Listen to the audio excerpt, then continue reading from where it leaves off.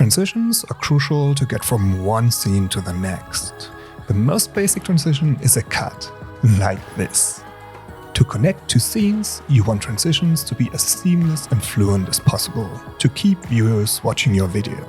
Except you want to disrupt on purpose. More about that later. Transitions always have a purpose. They help to make content easier to understand, they reflect and support your message. Simple example, you have a generic headline, then go into detail. Zoom in, see the details. Hey everyone, my name is Manuel, by the way. Let's get to work and animate a simple reveal. I've added 2 video clips to my timeline. The cut is at 2 seconds. Let's select the second scene and choose the rectangle tool from the toolbar. With that, we add a mask here left of the screen to hide the scene at the beginning. We add a mask path keyframe at 2 seconds, then move a second to the right in the timeline and move the right edge. We go back to the selection tool of the mask all over the screen beyond the right edge to reveal the video. Hold Shift while you move the mask points to move them in a straight line. To make that movement smooth and organic, we select the 2 keyframes, open the graph editor in the timeline. Make sure Snap is activated and Edit Speed Graph is selected. Select them again, then we add Easy Ease to the keyframes, which brings them down to the 0 line. And we further slow down the end of the animation. Awesome. The problem is, if you need to replace the footage and the new clip has a different size, like this one, it might mess up your animation, because the mask is tied to the size of the clip. No worries, there is a solution. Did you know there are courses and a lot more resources on my website? Learn how to develop motion design strategies for brands, how to create unique, smooth and organic animations, or learn how to animate with expressions in After Effects.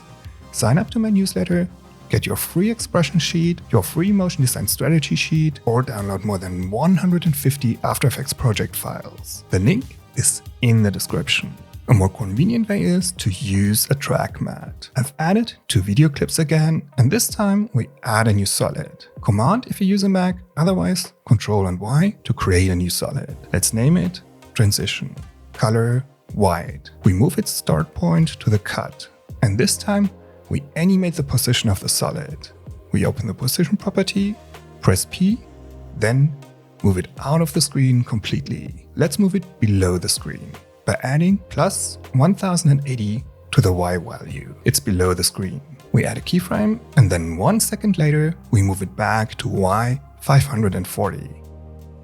We open the graph editor again and add Easy Ease to both keyframes.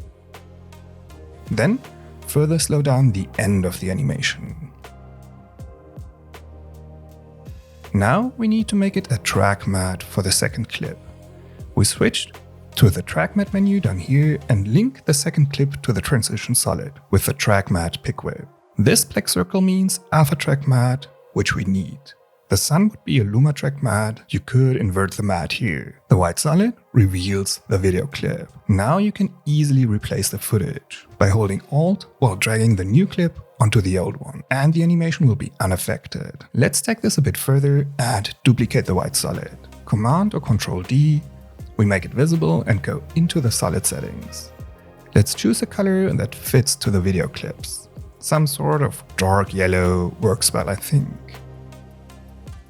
We move the solid below the second clip in the layer stacking order and move it a few frames to the left. It moves before the second scene and emphasizes the transition. You could duplicate the solid and move this one further to the left to add a second color, maybe one that refers to the first scene.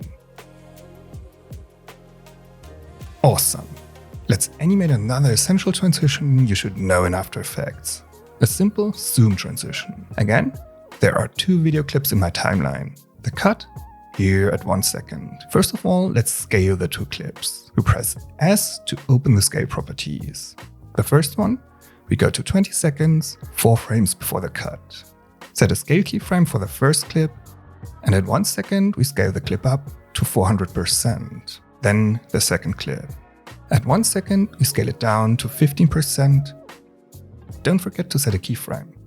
4 frames later, back to 100%. That's the very rough zoom. Next, we select all 4 keyframes and open the graph editor again. We slow down the beginning as much as possible for the first clip. Then slow down the end as much as possible for the second clip. Let's check it out. Awesome. The movement feels right. Of course, the second clip is much too small at the beginning. That's why we add a new solid below the clip. Press Command or Ctrl Y to add a new solid. Let's name it background. We use the color picker to pick the dominant color, which is the blue wall in this case. That's enough to get the impression the screen is filled in these 4 frames. Move the start point to the cut. Then we add an adjustment layer. Layer, new adjustment layer. Set the start point to where the first scale keyframe is. The end point to where the last scale keyframe is. And add the effect CC Radial Blur.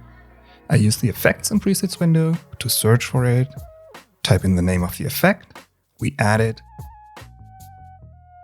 The zoom type is a centered zoom. Let's set the quality to 100. Then we set the amount to 0 at the beginning. Add a keyframe, press U to see the keyframe in the timeline. Set the amount to 250 on the cut. And back to 0 at the end. And you get a nice quick zoom animation.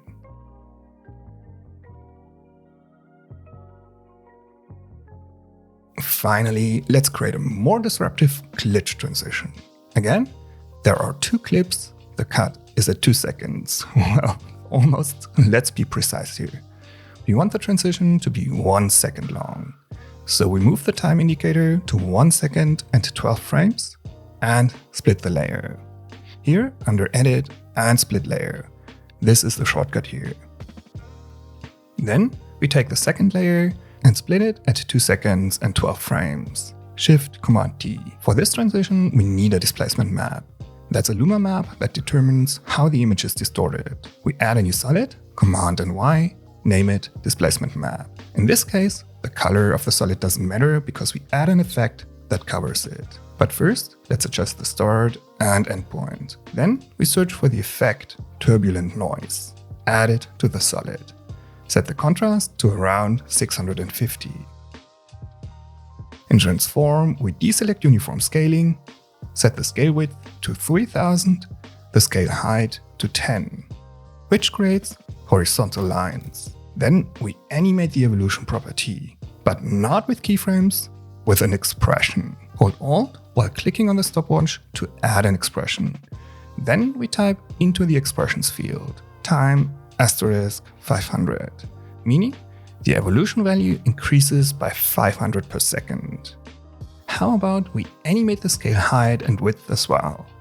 We add an expression to the scale width property, and this time add random and 1000, 3000 in parentheses. This expression produces a random value between 1000 and 3000 each frame. We add an expression to the scale height property as well.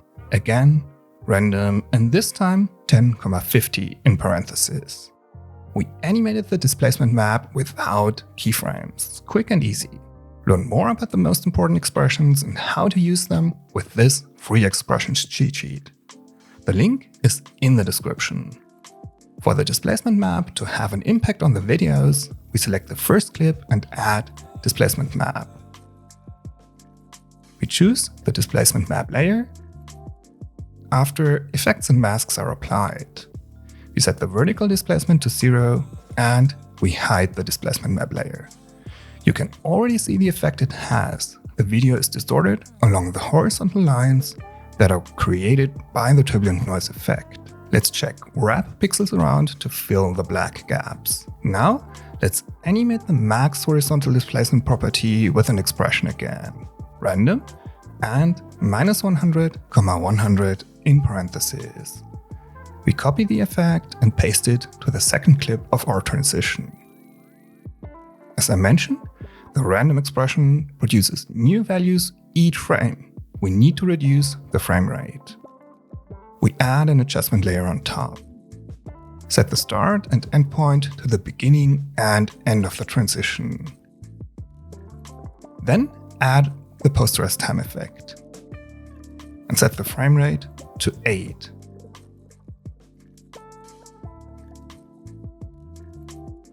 Awesome.